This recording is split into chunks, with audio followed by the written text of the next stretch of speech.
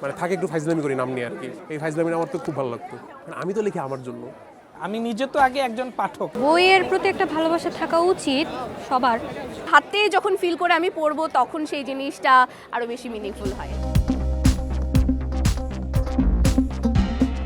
সবাইকে অমর ২১শে বইমেলার শুভেচ্ছা। আমাদের সময়ে নিয়মিত আয়োজন বইয়ের খোঁজে আপনাদের আমন্ত্রণ জানাচ্ছি আমি হিমাতুল জান্নাত। আজ বইমেলার ১৩তম দিন। বইমেলার ১৩তম দিনে নতুন বইয়ের সংখ্যা ৮৫টি। আজকের দিনটি বেশ জমে উঠেছে, সবাই একে একে আসছে আর জনপ্রিয় লেখকদের বই নিয়ে যাচ্ছে। চলুন তাহলে আপনাদেরকে নিয়ে আজকের যাত্রা শুরু করা যাক।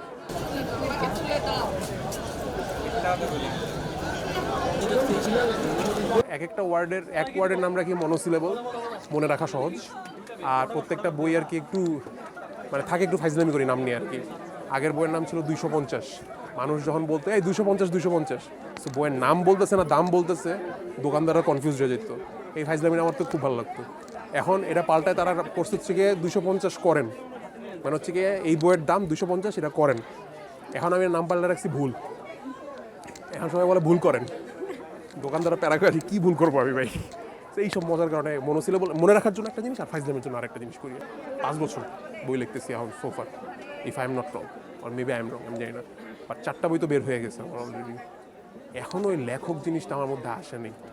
আর মানুষ যখন এই যে আমি জানি না আপনি আমাকে কীভাবে নিচ্ছেন, সাংবাদিকরা আসে একটা লেখক এক্সপেকটেশন নিয়ে যে কোনো একটা লেখকের সাথে কথা বলবো, আমি হয়তো আকাশের তারা, জ্যোৎস্নার আলো এসব নিয়ে কথা বলবো। আমি কথা বলি এসব ফালতু জিনিস নিয়ে, অনেক ডিসঅ্যাপয়েন্টেড। কিছু করারও নেই আমার, বাট মনে হয় না। অ্যান্ড আমি অলসো কার্টুনে কন্টেন্ট ক্রিয়েশন করি। কিছু মানুষ একটা সর্ট অফ গল্প নিয়ে এক্সপেক্ট করে আমার কাছে ওইসব বিষয়। এখন ইমাজিন একটা ফানি চ্যানেল যেখানে সবাই হাসাহাসি এক্সপেক্ট করতেছে, ওখানে যদি আমি সিরিয়াস গল্প লিখি মানুষ ডিসঅ্যাপয়েন্ট হবে। কিন্তু আমারও তো এসব গল্প লিখতে ইচ্ছা করে। তো লাকিলি আমাকে আমার পাবলিকেশন অধ্যয়ন তারা আমাকে ওই সুযোগটা দিছে যে ইউ নো হোয়াট, তুমি লেখো তোমার যা মন চায়। সো এখানে আর কি আমি ওই জায়গাটা ভেন্ট আউট করি যে আমার যে আরও গল্প বলার ইচ্ছা আছে, যেখানে অন্তিক লাফালাফি করতেছে না, এই সুযোগটা পাই। আর আমি এখানে আর কি ঢালি প্রত্যেক বছর। আমি তো লিখি আমার জন্য, লেখা শেষ, মানুষ যে পাত্তা দিয়ে পড়বে আনইম্যাজিনেবল। কেমন লাগে এই পাত্তাটাই আসলে কেমন লাগে? বললাম তো অবিশ্বাস্য, বিশ্বাস হয় না। তবে মানে আস্তে আস্তে হয়তো বিশ্বাস করবো, তখন একটা ভাব এসে করবো যে আমার বই তো পড়বে, আর কার বই পড়বে, তখন দেখা যাক কী হয়। আমার লেখা বই এবার হচ্ছে কাবেরী, রোমান্টিক একটা উপন্যাস। পাবলিকেশনটা তো আমার স্টুডেন্ট লাইফ থেকে, লেখালেখি আমার স্টুডেন্ট লাইফ থেকে লেখালেখি করি। পছন্দের চরিত্র কাবেরী। কাবেরী একটি চরিত্র, যে চরিত্রটা হচ্ছে একটি চ্যালেঞ্জিং চরিত্র। এই চ্যালেঞ্জিং চরিত্র দিয়ে কাবেরীকে বোঝাচ্ছে গ্রামীণ একটা ছোট্ট শহরে কাবেরী তার নিজের জীবনকে সংগ্রামের মধ্য দিয়ে কিভাবে নিজেকে পরিচালিত করেছে, প্রতিষ্ঠিত করেছে, সামাজিক দায়বদ্ধতা থেকে, প্রতিবন্ধকতা থেকে নিজেকে সুন্দরভাবে প্রেজেন্টেশন করেছে সমাজের কাছে, দেশের কাছে, রাষ্ট্রের কাছে।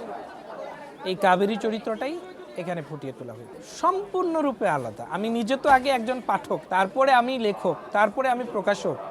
আগে আমাকে ভালো রিডার হতে হবে, ভালোভাবে বই পড়তে হবে। পড়তে গিয়ে তো আমাকে অবশ্যই বইটি হাতে নিয়ে পড়তে হবে। ইবুক, অডিও বুক, এগুলোর মধ্যে আমরা স্যাটিসফ্যাকশন খুঁজে পাই না। স্যাটিসফ্যাকশন খুঁজে পেতে গেলে আমাদেরকে অবশ্যই বইটি হাতে নিয়ে আমাদের পড়া উচিত। আমার মেসেজ থাকবে এই সমাজের প্রতি, তরুণদের প্রতি, সবার প্রতি, যে আপনারা বই প্রেমী হন। বই বিমুখ থেকে নিজেকে যে যতটুকু সরিয়ে ফেলেছেন, বইমুখী হন।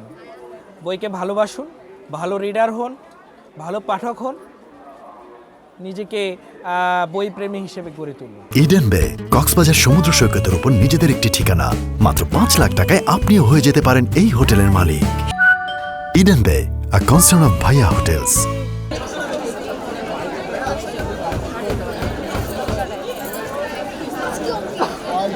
বইয়ের প্রতি একটা ভালোবাসা থাকা উচিত সবার। এখন মানে ইদানিং যে বইয়ের প্রতি ভালোবাসা দেখতেছি, এটা আগে ছিল না, এটা আমার ভালো লাগতেছে। একদম অন্যরকম একটা শান্তি, এরকম একটা মানে এত বড় একটা ঝামেলা, এত বড় একটা কি বলো এটাকে, মানে দুঃস্বপ্ন থেকে মুক্তি পাওয়ার মতো একটা অবস্থা।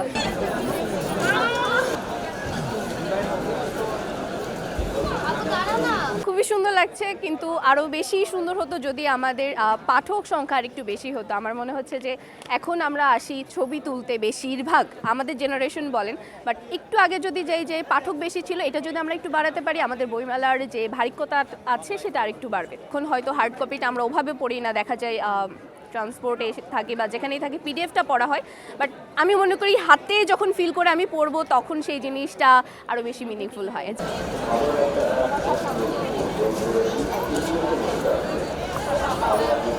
এই ছিল আমাদের আজকের বইমেলার আয়োজন। আজকে আমরা গল্প করেছি জনপ্রিয় লেখক ও প্রকাশকদের সাথে, গল্প করেছি বইপ্রেমীদের সাথে। বইমেলা সম্পর্কে আরও জানতে চোখ রাখুন আমাদের সময়ে।